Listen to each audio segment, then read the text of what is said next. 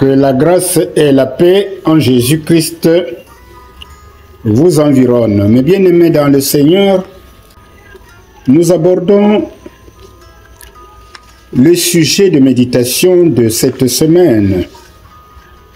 Notre sujet de méditation est tiré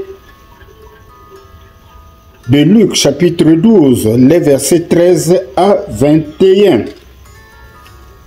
Ce texte nous parle de la parabole du riche insensé.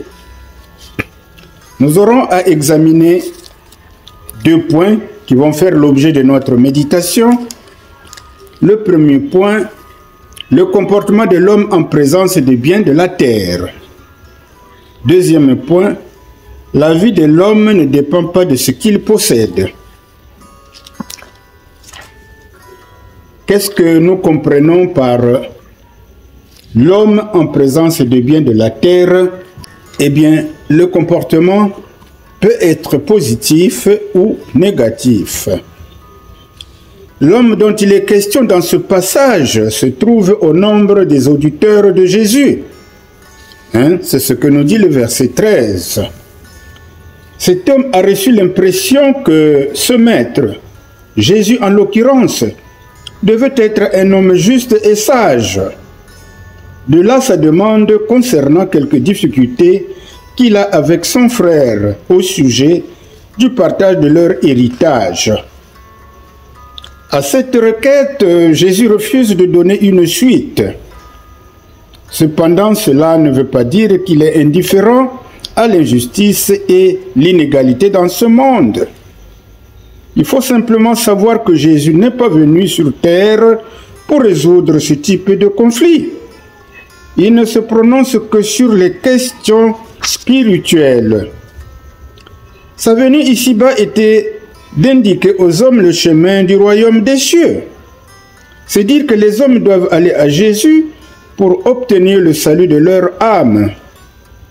Bien qu'il ait assurément suivi quelques enseignements de Jésus, cet homme se préoccupe plus des biens matériels que des bénédictions spirituelles à venir. Son cœur était plus habité par la convoitise. La convoitise ne signifie pas uniquement désirer les biens d'autrui, mais aussi avoir le besoin de posséder plus que ce que l'on a déjà, même quand on est en abondance. Convoiter veut dire envier quelque chose. Le passage de Matthieu, chapitre 6, versets 19 à 21, nous donne une compréhension plus exhaustive de ce qu'est la convoitise. Nous vous invitons à lire ce passage. Venons-en maintenant au deuxième point. La vie de l'homme ne dépend pas de ce qu'il possède. Pour étayer son enseignement sur la question des biens matériels, Jésus se sert d'une illustration.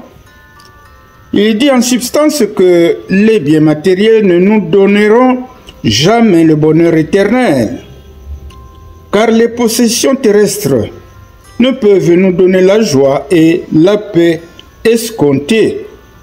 Plutôt, elles engendrent davantage de soucis que de bonheur. Plus que nous amassons de biens matériels propres à satisfaire uniquement nos besoins personnels égoïstes, plus nous nous éloignons de Dieu et nous nous appauvrissons spirituellement. Il s'ensuit que notre salut est mis en danger. C'est dire qu'il ne faut pas se reposer sur ses richesses et oublier Dieu. Si Dieu nous bénit matériellement, une partie de nos revenus doit servir à soutenir l'œuvre du salut, de sorte que la paix de Dieu qui surpasse toute intelligence garde notre cœur et nos pensées en Jésus-Christ. Une parole doit constamment nous habiter. Nous sommes venus dans ce monde nus et nous repartirons nus. C'est ce qui est dit dans Job chapitre 1 verset 21 et 1 Timothée chapitre 6 verset 7. C'est à juste titre que le Seigneur qualifie d'insensé l'homme aveuglé par les richesses matérielles au point d'oser disposer de l'avenir en promettant à son âme des jouissances pour beaucoup d'années. Jésus le qualifie d'insensé parce qu'il ne comprend pas que la vie éternelle ne s'obtient pas en amassant uniquement des richesses. Il ne tient pas compte du fait que la durée de son existence ici-bas lui demeure inconnue. Et il semble oublier que son âme vivra éternellement, soit dans la souffrance, soit dans le bonheur. La grande préoccupation actuelle de chacun de nous devrait se focaliser sur notre avenir éternel. À cet effet, Jésus nous invite à être riches pour Dieu. Ce que nous pouvons lire au verset 21 de notre texte. Pourquoi? C'est afin de sécuriser notre salut pour la vie éternelle.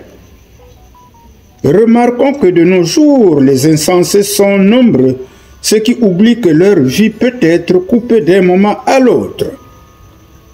Ils pensent que mourir, c'est cesser d'exister, et qu'au-delà, il n'y a plus de vie. À cet effet, d'ailleurs, la parole de Dieu nous dit clairement: il est réservé aux hommes de mourir une seule fois, après quoi vient le jugement. C'est une parole que nous devons sceller dans notre cœur pour ne pas oublier Dieu. Cette parole est écrite en Hébreux chapitre 9, verset 27. Il est réservé aux hommes de mourir une seule fois, après quoi vient le jugement. Alors, mes bien-aimés dans le Seigneur, quelle application à notre vie?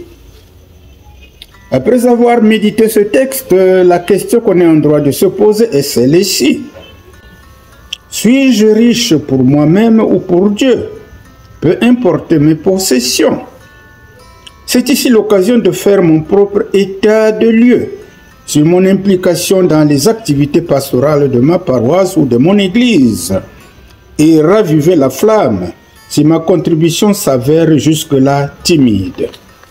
Alors mes bien-aimés, voilà ce que nous avions tenu à partager avec vous, que le Seigneur nous a mis à cœur.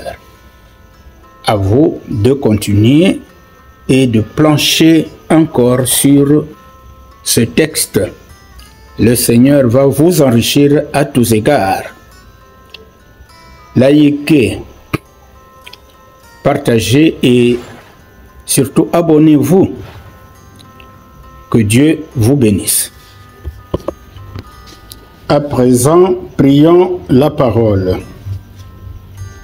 Notre prière s'intitule « Apprends-moi à compter sur toi, Seigneur ».